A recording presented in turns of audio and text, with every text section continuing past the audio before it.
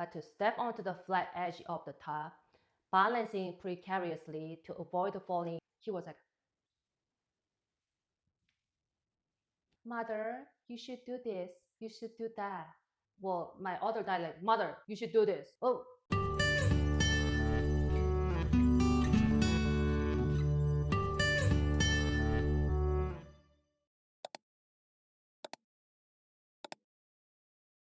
the head of the guest house was a general with a single big star on his shoulder.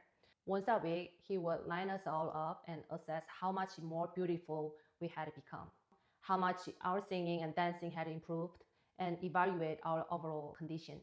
It felt like an inspection to ensure we were progressing in the way they wanted.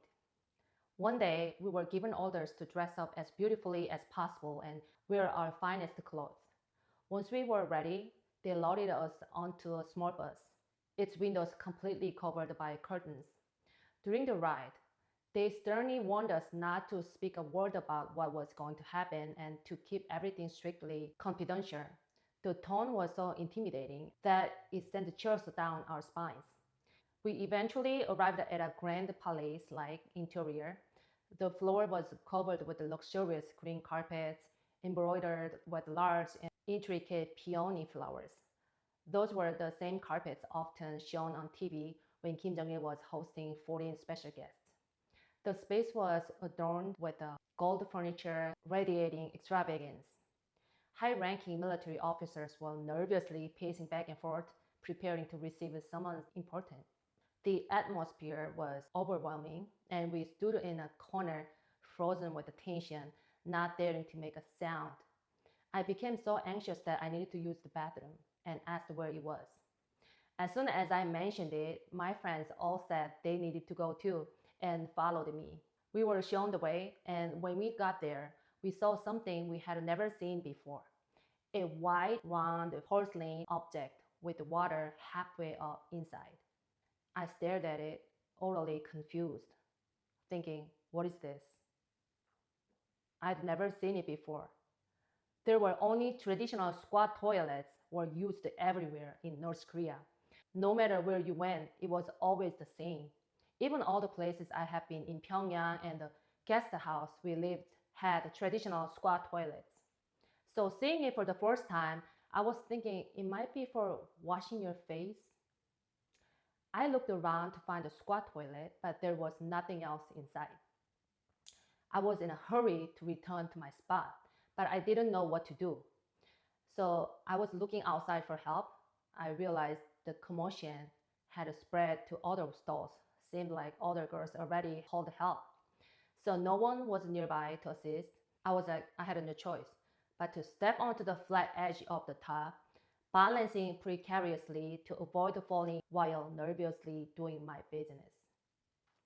I couldn't understand why anyone would use such an uncomfortable stuff like this. Feeling so puzzled, I left the bedroom. As I stepped out, a large ornate door on the opposite side opened, and several generals with multiple big stars on their shoulders walked out in the formation. My jaw dropped. Standing before me were Hyun Chol-rae and Park Jae-kyung, the same figures who were always shown on TV, standing to the right and left of Kim Jong-il during his on-site leadership and field guidance. Seeing them in person was surreal. All the surrounding generals bowed their heads low, humbly, paying their respects. And the most shocking sight, though, was our guest house director, who was always stern, arrogant man who had always been so strict and commanding, was now groveling like a mouse in front of a cat. Seeing Hyun Chol in person, he looked even smaller and frailer than he did on TV. He appeared to be in his 70s, but what stood out was his remarkably pale and clear skin for someone in his age. Park Jae-kyung, on the other hand, looked just as he did on TV, tall and sturdy with a commanding presence. Even though they were both generals, Park stood respectfully beside Hyun, who was seated on an ornate chair with his hands neatly clasped in front of him. Then they turned their attention to us, standing in a horizontal line across the room.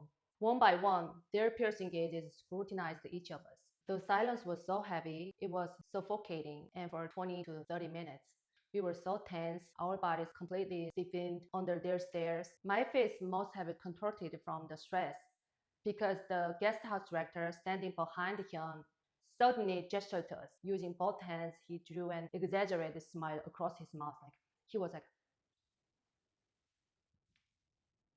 I would try to force a smile, but my face felt disconnected. My eyes, nose, and mouth each doing their own awkward thing. The result was an incredibly strange. I'm like,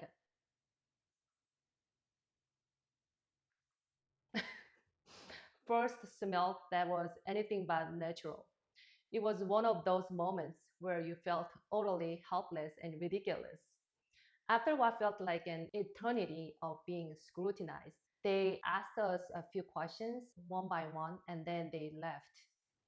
Shortly after, over the course of several days, girls started disappearing, one by one, taken somewhere. Before parting ways, we hugged each other tightly and cried our hearts out, saying our goodbyes.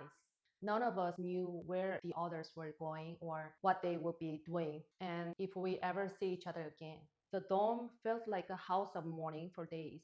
Was it because of the deep bond we had formed over the 6 months we lived together?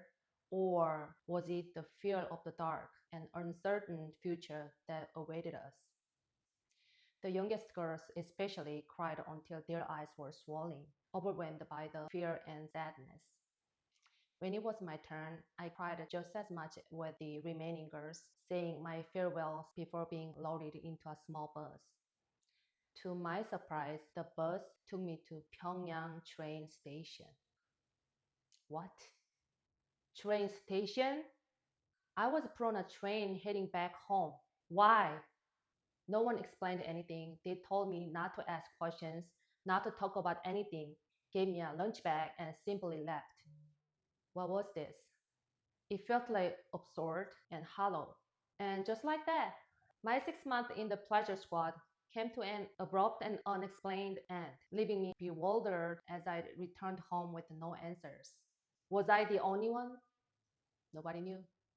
Looking back now, being sent home was probably the best twist of fate in my life. If I hadn't returned, I wouldn't be here today.